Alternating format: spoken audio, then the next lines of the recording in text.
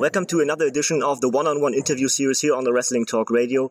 And I tried to get that woman on for about 5 years, and I wanted her to be the first woman on the podcast during an interview, and doing this for 6 years now, and she still is the first woman on the podcast, so I kept my promise to myself. I didn't know I was that hard to track down. But to me, you are one of those women. When you start doing interviews, you try to get one of the best. Yeah. Oh. And to me personally, I thought starting with you, it would be the perfect start. So I didn't even try to get others on the show if I couldn't have you. No one other would start the show. So doing it for 4 years now, interviews and it's happening. Yeah. So again, everybody, that's my ego is huge, guys. It's huge. But she's the sweetest person you will ever meet. Oh, shut up! You spoiled my gimmick. Oh, damn it! You can see her on the Facebook Live. We are on the podcast, but you can see us doing this when you check Sweet Saraya's profile. You need to go via Twitter because my Facebook is private. So this will be on Twitter. So you'll be able to see what goes on behind the scenes of these podcasts. And then you can see us sitting here in the Huxleys prior to GWF Courage tapings too. Yeah. And we had a good show yesterday. And you are the new GWF Ladies Champion. I'm 45 in 2 weeks' time, and it's like, oh my God, I'm a champion. It's mind blowing. The belief that a company puts in you to be the figurehead of their company. To me at my age, when really I should have retired like a long time ago, but I'm not retiring, just for the record. Before anyone misconstrues that. It's great that a company believes in you that much that they want you to be the figurehead of their female division. It's still, to me, after 26 years in the job, it's still a complete honor, the belief in my work and my presence. So and to bring me over here and treat me so well too, it's really cool. And doing it in your style of match, because when I saw the build up to you versus Vesna in no DQ, I was, oh my God. I'm going to love every second of that. Vesna is a formidable opponent. We go back years, and we've always, whenever we've worked together, it's always been a clash of the titans. It's always been really hard hitting. It's always not been one for the squeamish. Usually there's blood. But one thing I can depend on with Vesna is that I'm safe. Mm-hmm. I mean, I got thrown in chairs yesterday. I got beaten the crap out of. For 70% of the match, I got battered by this great worker, and this morning I woke up and I feel great. I haven't even got a bruise. I got a slightly dodgy nose going on, or I got kind of a knock, but we can't do the style that we do and not expect a few knocks and bruises. So yeah, but to me, you two are the women got me into women's wrestling. Not only European women's wrestling, but women's wrestling. Just in general. Yeah. And to me, it's not really women's wrestling anymore. It's wrestling. It's wrestling. Yeah, but they do the difference between male and female. I mean, it's always been a thing, and usually the girls are the bathroom stops. But across the world at the moment, irrelevant of what part of the world you're in, the women are stepping up. My advice is don't try and be like the men, because we're not like the men. We can go out there, we can do stuff, we can be strong style, we can do the indie stuff, we can do the cruiserweight stuff, we can do it. But the thing is, you've still got to have that added thing that you're a woman, and it's all right going out there and, trying to do the big moves that the guys do. And there's some moves that the women do that just don't look right, but they want to do it because they want to be taken seriously as a wrestler. You just learn your craft, find out what you're good at, find out what your body can take and what it can do. And then from there, you need to be taken seriously. But just don't try and repeat or copy what you see. Go out there and learn your trade and be taken seriously as a worker, not just go out there and go, be a wrestler. So work with what you got and not trying to do what don't go others out do. your box, because there's different body shapes, different balances, different moves. I mean, I can't drop kick. But I can do a great, no disrespect, guys, but I do this move called the cunt punt. It's where I charge into the corner, wind you down on the floor, and then I kind of do like a long jump into your vagina. It is a signature move, but because I can't drop kick, I'm very good at long jump. So I've adapted that, because if I do a drop kick, I'm lucky if I get past someone's knees. Mm-hmm. But when I do the long jump into the corner, I can get as high and sometimes higher than I could if I ever got a drop kick. So sometimes it's being versatile and knowing your limits and not going outside of that box. And you have something others don't do. Yeah, well, I don't have a move arsenal. I mean, I do have moves that, if I feel that it's right at that moment, then I'll put it in. But, if people come to watch me because they want to see this move and that move, then sorry to disappoint, because I go by the position of my opponent and the way that they are placed to decide what I'm going to do next. There's none of this crap of sitting there and going, well, I'm going to do this and I'm going to do that. That's bollocks. I'm a fighter. I'm a worker. So I tend to, just go in the ring, do my shit. I don't know what's coming next. Yeah. My opponent doesn't know what's coming next. Hell, the promoter doesn't know what's coming next. But I feel that that's what makes my work look more believable. Mm-hmm. And no one can ever turn around to me and say, well, it looks fake. It's like, yeah, all right. If you feel it looks fake, then you go and watch your indie stuff where they're doing the toe tapping, jumping, springing, rolling, no selling, no working. You go and stick to that, because that's obviously wrestling. Yeah. Whereas with me, I'm a fighter first, so it's toe to toe. Let's get this on and let's see what the result is. Mm-hmm. So I'm very different. I'm a round egg in a square box, I would say, or a square egg in a round box, whichever way. Told you yesterday that the word believable is the one really sticking to the name Sweet Saraya Night, because there are so many styles in wrestling. You can say that one is the one wrestling style. You can say that I like that one more than the other, but there isn't that one style. And to me, wrestling should be believable, and yours is. I'm intense. I'm very good at projecting animosity and anger, and I don't have to open my mouth, and I can kind of project that out to people so they know not to mess about. Mm-hmm. Don't fuck with me, sort of thing. So I'm very lucky that I've got that ability to be able to exude hate. So I've been very lucky, but believe it or not, all this hardcore stuff and all this toe-to-toe fighting isn't what I do. I'm actually if we kind of look at it, because there's going to be some people that don't really understand the hierarchy system, but I'm actually classed as a master in technical submission wrestling, and especially the British style. So I can go in the ring and wrestle, locking out anything that bends. I can get you down and beat you. I can make you submit in 2 moves. It's just how it is. But people, they don't want to see that, because there's no, you can't really get the crowd involved and bring the crowd into your match and bring your match out to the crowd. You can't really do that in tech submission unless it's strong style. Yeah. So as much as I love to go out there and do my tech submission, which is my passion, it's my physics, it's my science, it's my whole life. For the character that I've got and that I've created, I have to have the violent tendencies, and people want to see me come out and wreck shit up. That's, Saraya Night is on the bill. There's, exactly. There's shit going to come down. And, take, for instance, last night, I mean, the heat was insane. Everyone was out of their seats. Nobody was sat down. It was like, there were so many people here. And, I came out of that ring sore because, obviously the stuff that we were doing. But I came out of there sore, but I came out of there feeling accomplished, because I know I'd gone out there. I've earned my money for the promoter. I've done exactly what I felt was needed. Obviously, I've still got more to bring. And the only thing that I can do from now is to get more intense, more psychotic, I can kind of build it up. I mean, you guys here haven't even seen the crazy level of me, I know. And what would be really cool actually is to maybe bring my sons and my husband out, like a night Dynasty thing, because we all carry the same intensity.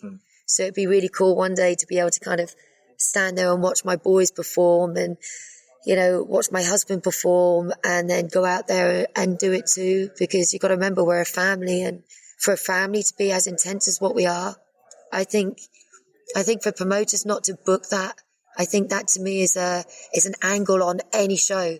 You know, we're the Night family. Yeah. You know, everybody in Europe knows who we are. Not only Europe, it's the world. Well, it's now, it is kind of transferring over. Yeah, I mean, we are getting spoken about, right? Like good or bad, whichever way you want to look at it. We are getting spoken about, and there's a lot of questions about the Night family, about WAW, about Paige, about what's going on in her life, and sometimes it's hard as a family not to turn around and go, "Oh, shut the fuck up! What the fuck has it got to do with you?" That's our daughter's personal life, and why should we answer your questions on the internet for thousands to see? We don't even know who you are, and it's very hard for us sometimes to read what we read about her and not react when we know that it is lies or someone has got the wrong end of the stick, or it's very hard for us as a family to not erupt because we're quite a volatile family, but we know the truth. We don't have to answer to anybody. We keep ourselves to ourselves. Love us or hate us, we're about to stay. We're one of a kind. Yeah, we're crafting our name in this job. We're leaving a legacy. So, you have a choice of what you can do. We have music going on now. That's bad for the taping, but that is bad for the taping. Let's see what's going on here. Hello, Marty. I'm sending regards to your fight with Eric Cannon was great. I love that. I would love to fight Eric Cannon again. That was brutal. He gave me no quarter, to be honest. When he pulled we had the crate of beer, and I was throwing the beer at people, and they were full cans. I was just dinging them about everywhere, and everyone was ducking underneath the ring, and I was trying to aim at them. I looked across and I saw Danny, the promoter, and he's got both his hands across his head going like, "What the fuck? Take the cans away from it, take the cans away from it." But by that time, I'd gone into that zone of, fuck this shit. Let's just cause chaos. But Eric is a superb performer, and I'll take on any man in the ring, but Eric really, he made me look good as a female fighter going up against a male fighter of his at his level. He didn't bury me. He worked with me, and I would definitely work Eric Cannon again. We talked so much that an introduction question is not really needed, but were you a wrestling fan growing up? Believe it or not, no. No, I remember I was brought up in a little place in Cornwall, which is right down the southwestern corner of the United Kingdom, where I'm like as far as you can go. And I remember my mum, when I was very young, single figures, taking me down to the Pirate Club, and I watched Big Daddy and Giant Haystacks fight it out in a field at the rugby club. Right. And, I liked it. It was good. My mum was buzzing because she patted Daddy on the back as he was going through. And I don't know, I kind of saw it, but never really put myself to want to do it. I mean, I love cooking. So, when I was growing up, I wanted to be a courier, which is going abroad and, showing people about abroad. And then I wanted to be a PE teacher. So it never really, I've always been sporty. I used to run for the England. I used to do 1,500 meters, 800 meters. I was the first girl in my school to get the AAA, which is like the Athletics Commission, the highest honor. And I've always been sporty. I've always been one of these people that likes the aggression and stuff in sport, but my knees blew. Yeah. I'd overworked. I'd done too much sport at a young age, and as I was growing, my knees kind of fucked up. So I had to stop. So I went into like high jump. I went into the field events, and my knees were in like so bad. By the time I got to 15, my knees were shot. So I've got a background. I lived on the streets from the age of 15 to the age of 18. I've had a lot to deal with in my childhood, but everyone's got a story, right? But what I did at 18 was I made a fresh start. I decided to move to the other end of the country, Norfolk. So I moved to a little place outside Norwich called Hemsby, got myself a job on a holiday camp. And 2 weeks into working there, my husband-to-be walked through the door. Right. and he was a wrestler. And, you know, we hit it off straight away. I knew within the first day of meeting him that I was going to marry him, even though he was 20 years older than me. I knew I was meant to be with this man. For me to be with him, because I was very much, I couldn't bear to be without him. I couldn't bear to not, you know, I don't know. He'd rebuilt me from an abused child to the first man that I'd actually ever met that was honest and pure and true and loyal. And he showed me a way of life that was without fear. And I was like an addiction I just couldn't be away from him. So it was either spend lots of lonely days at home in our flat, or it was join him. So I traveled around the country with him. He taught me how to wrestle. And that was 26 years ago. So like now, I've become a huge fan. I don't watch my matches back. I'm not one of these people that watches wrestling on the TV, or I don't go on the internet. Well, I say that, and but I do. Specific reason for that? Because I do believe that people make wrestling too complicated. All right. When it's not complicated at all. So I tend to look at, well, they shouldn't have done that. That could have been done. If they'd done it this way, then they would have been getting more heat now. The only time I go on the internet to watch wrestling is I'm old school. So I watch from the 1920s to the 1980s British wrestling. So I use it as a science and a physics. So I have my little Bible, and I'm forever jotting down stuff and move sequences, and I'll see a move I like, and I write matches. So then I'll create matches out of one move, you know.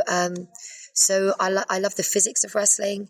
I love the dynamic of wrestling, but I like it as a sport, you know. But it's very hard for me to sit back. I don't like to critique myself. I know if something feels right in the ring. I know if I can do something. If I feel it's not right and I try it again, it's still not right, I just won't do it. So I go by my personal opinion in the ring and how I feel when I come out the ring, to if I feel that I've done my job and stuff. But I'm my own worst enemy, and I've learned the hard way. Don't sit and watch my own stuff. And so it's part of saving yourself, because you know how you would react, so you don't do it. Yeah, I mean, I've been in the job a long time, and when you kind of been in the job a little while, we've got a saying in wrestling of creating a monster. And sometimes you believe that you're better than what you are. And every wrestler, irrespective of who you are, goes through it. Every wrestler believes their own hype because it's an egotistical business. So, you know, I went through it. I believed that I was like untouchable. I was part of the Knight family.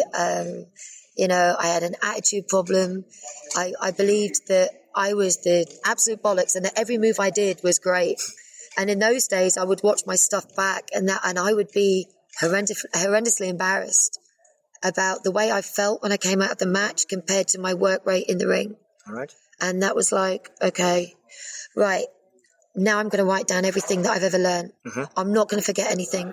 I'm going to learn this business so much that I can go and do any style. I can look after myself in the ring, and I'm only ever going to do stuff that I feel that I can perfect properly.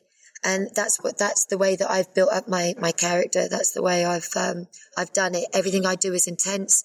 Every move is, it hits the mark. There's no gaps in my work. I do hit people. I do stick them in. I work very close. I don't believe in gaps in wrestling. I'd rather stick a headlock on and then turn around and go, oh my God, my fucking head, than have a gap where, you know, people can actually see that it's, you know, that it's not right. I hate that style of wrestling where it's too choreographed. Yeah. I don't like it. So that's like all those years ago when I realized that I was just being an egotistical bitch, and I needed to come down off my high horse because I wasn't as good as what I thought I was. That was my wake up call to learn the business, write everything down. Make sure that, you know, you always go and shake your opponent's hand. Make sure your opponent doesn't look as if they're browbeaten, as if they've been, you know, they have to work the next day. Always look after your opponent. Always make sure that the positioning is right. Always make sure that the crowd are involved. You know, make your mark.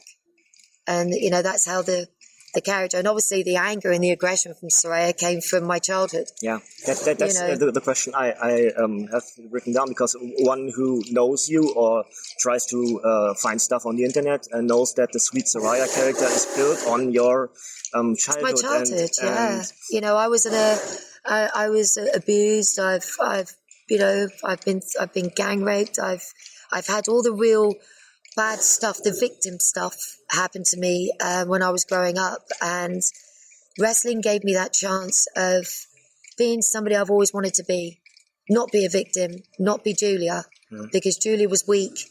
So my husband really kind of instilled, because he was villain with the Superflies and very aggressive.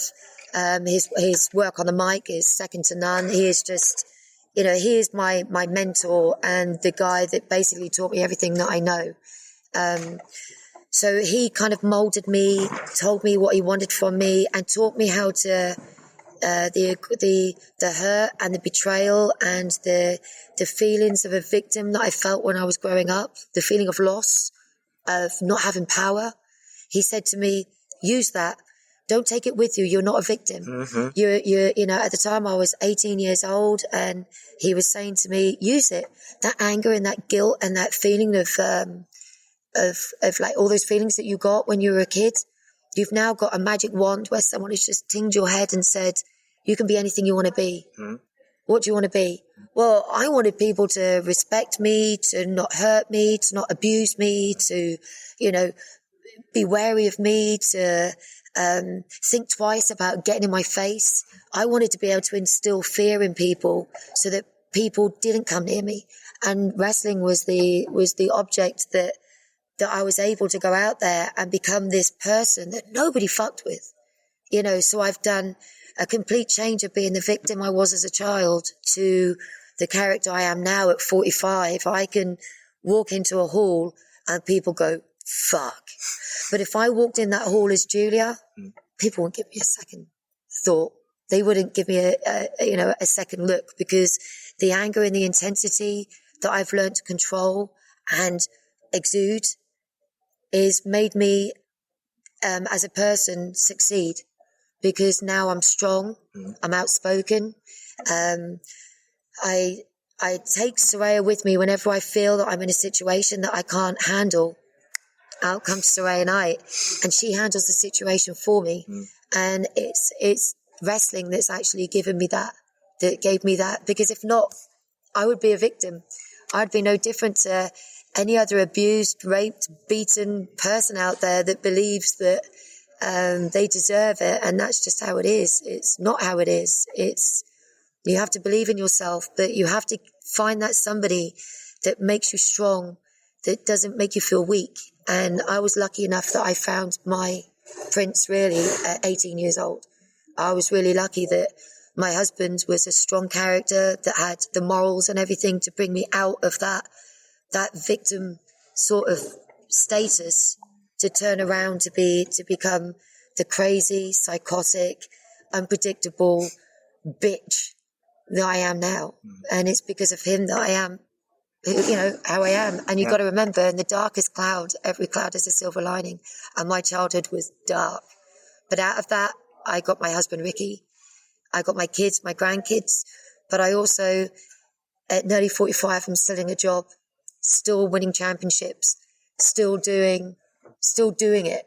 You know, I'm still being booked abroad. I'm still going out there and doing my shit at an age when really I shouldn't really be doing this stuff. You know, I'm a grandmother, I'm a great grandmother. I shouldn't really, in the context of things, be doing this stuff, but I am. And it's really because of my family and my husband and their belief in me that I'm still able to kind of go out there and do this. Please don't start thinking about retirement, because... Oh, God, no. I said that I was going to retire. Like we rounding up things and finding a way out, or... I was going to retire at 40 because I thought to myself, a 40-year-old wrestling, like, come on. And I'm near 45 and I'm still thinking, like, I don't want to retire. I don't want to do it. I still want to travel. I still want to do stuff. I want to make WAW and Bellatrix, and I want to do this, and I'm still really passionate about the job, and I still love to travel and get in the ring with girls and teach, and my passion for the business is as strong now at my age than it as it was when I first started. So, no, I'm not retiring. Thank okay, God. let's just Thank make God. this very clear. Saraya Knight is here to stay, and I'm not going to retire. And I'm quite happy where my life is. But you have to remember this. I've accomplished in my years in this job everything I've ever wanted to achieve. I've won every championship I wanted to achieve. I've done everything in this job that I've wanted to do, the goals that I've set. Yeah. And I'm still in the job. So now I'm at a stage now where I can decide where I work, decide what company that I work for, set my wage, do what I want to do. And now I've worked so hard to get to this point. I'm going to retire. I don't think so, mate.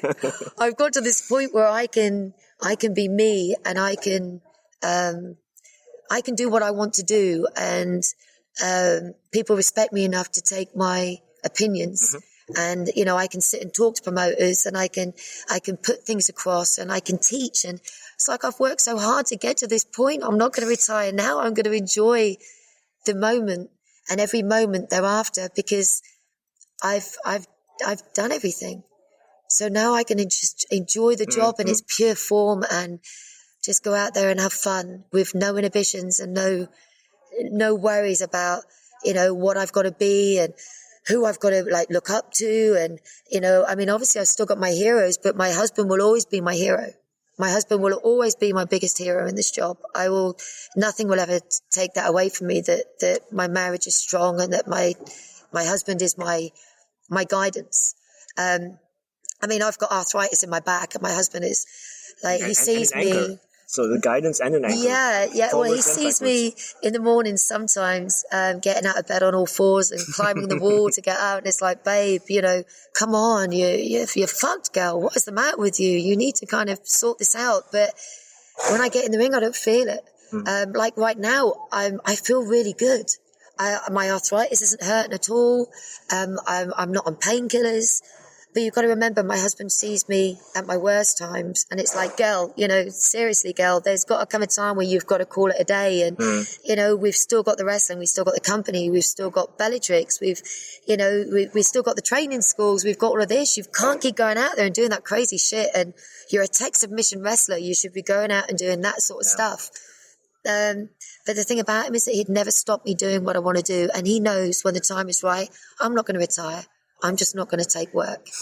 So that door is always left open for me if I want to step back into it. But I'm not going to have the big retirement year. I'm not going to have the last match or anything like that. When and if I decide to retire, it will be under my rules, and it will be me just backing off a little bit and picking and choosing what I want to do. But I'm involved in Shimmer. I'm now involved in Rise, which is the feeder for Shimmer, which I think is a brilliant idea. I think it's a fantastic idea that before this world famous company goes out and performs with the biggest names on the stage, you can go there the day before and be taught about the job and learn stuff and do promos and do a show. Is supposed to be. It's bringing the love back into the job instead of the ego. And I think to be part of that and to be asked to be part of that, out of everyone that's in this world and all the girls that could have been chosen to do this job, they chose a little old girl from Norwich, from a little council house in Norwich, and they've chosen me to be the one that does the teaching. And to me, what higher accolade can you get from your peers is by being put in a position where they think that your knowledge is fine enough to be able to instruct and construct future stars in this business. To me, it's like that sort of appreciation is like winning the lottery. It is. Oh, and hang on. We have, my goodness. Questions incoming? Yeah. We got people saying hello. Yeah, it can fight. Your moves are hit hard and hit harder. Hit really fucking hard. Yes. Top family poured their heart and souls into wrestling. Some of the best fun I've ever had. Stevie, you are an absolute star, baby. Chuck, best trainer in the world. You are looked on at such a high scale, and I love seeing you do so well. Be a little quiet. They are filming stuff. They're filming stuff. They're filming stuff. And we've been told to shut the fuck up. But we keep talking. We're in trouble, aren't we? No, we're not in trouble. Maybe we are. But I'm sitting next to Sweet Saraya. I'm not in trouble. You kick their asses. They I didn't say that. What they did was they generalised over the group to shut up. But because me and him are the only ones talking, it was actually aimed at us. But they used the other guys. Because it's like, yeah, motherfuckers. and they can see us because now they don't know that we are the ones talking because we are sitting in the dark just with the laptop light. But they will see that afterwards, and I'm fucked. Sorry. Yeah, but it's good fun. It's good fun. I've met you now for the third time, and yes. Do you remember how I walked up to you the first time? Yeah, you actually kind of humbled me. Like, it was like when you first walked up, your eyes were in a daze, and I'm thinking like, is he okay? And it was like, and you kind of went like, oh, Saraya, and it's like, oh my God. The words were, hi, I'm Matze, and I'm such a mark. Such a mark. I'm such a mark. And further explanation to everybody, I'm a wrestling sponge. I soak up everything. I have a passion for this business. I'm not doing it inside the ring. I'm just talking about it. That's the way I chose it. But it's my passion. And ditto. It's and mine too. One can see that in your eyes, in your expression, everything. And to me, wrestling is so much more than just the stuff you see in the ring. Oh God, yeah. Because there are also characters and real persons behind the curtain. And when I watch those documentaries about you and stuff and clips and so there's so much sympathy for you. And then there's that switch, and you become that evil bitch. And I that's amazing. When sitting next to you, you have that big smile now on, and when I tell you Sweet Saraya, it's wow. And that is so rare in not only wrestling but in general when you play a role, and make both parts believable and lovable in their specific cases. And that's why I said such a mark. Mark is a bad word, I guess, in wrestling, but it's an understandable word. People understand what it means. It's taking the word fan. Yeah, it's now not a fan. Now it's a mark. But I mean, I'm always humbled by people's responses to me, to my work, to like when they buy my merch and they tweet me and they when I go to a venue and as I pull up in the car and people are going crazy, to me it makes my job worthwhile. Because, there's a lot of girls in the business that I'm a mentor to. I mean, I'm not going to say their names because it's not right for me to put them out there. But, I have a lot of girls around the world that I mentor and I talk to. And I'm very abrupt and very blunt. They ask me advice. I give it, whether they like it or not. And there's a few girls in the world right now that are doing very well for themselves, that have been guided, where they've taken on board what I've said instead of... right, Saraya. One is actually in a story that took the wrestling world by storm. So it is amazing. Yeah. So, before we actually kind of got this sorted, he was asking me questions, like what can I say?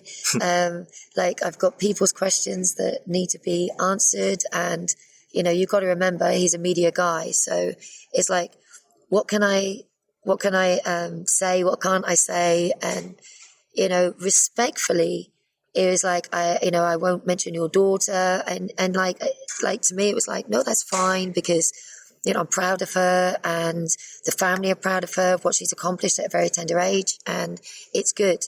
If they were impertinent questions about her private life and everything like that, well, that's no one's business but their own. So I'm not going to say, what's going on because it's rude, because I wouldn't like my personal stuff to be spoken to in that way.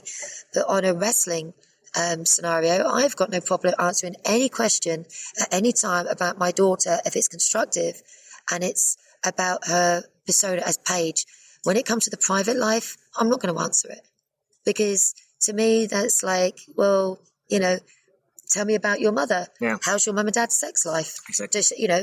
Does she swallow? It's rude and exactly. Why? So that when people ask me personal questions like that, I find it very disrespectful. I don't, like I said, I don't turn around and say, does your mother swallow or does she spit? I don't turn around and ask personal questions about other people's private lives. So what gives them the right, just because she's famous, to ask me a question about hers? There's, people are going to make their own minds up about her no matter what. People are going to write bad stuff about her. They're going to write good stuff about her. But you can't change that because it's human nature. But all I say is, don't ask me about her personal life because it's no one's business but their own. Ask me about her professional life, then that's good. Yeah. Ask me about an opinion about her relationship with WWE. That's private life. Yeah. So if it's constructive and it's about her in, as her character and how she works in the ring and everything like that, I've got no problem at all answering any question. But that's how what wrestling fans seem to, I don't know, not understand, isn't it? But they think they are allowed to ask that. Yeah, but that's our fault as well. Yeah, maybe. Because we become so, like, Saraya is world famous, and she's so approachable that people feel that they know her and they can see her and that she's a friend, or, that they can do that. So when it gets to the stage where they overstep the mark, they don't understand that. But you can't be on one hand approachable and, be forthcoming with all the questions and everything like that with the fans, and then on the flip side turn around and tell a fan to fuck off. So, when you get famous, you are a product of your own emotions, but that's what you wanted, right? You wanted the fame, you wanted the fortune, you went out there to do that, and then when you get it, you turn your back on it. You can't do that. So you can't, there is a flip side to every coin. So, my daughter has to take the rough with the smooth. She has to take, like the bad stuff people say about her along with the good stuff, because someone could write something about me, 100 people could write something about me, and it all be really good and blowing smoke out my ass and everything good.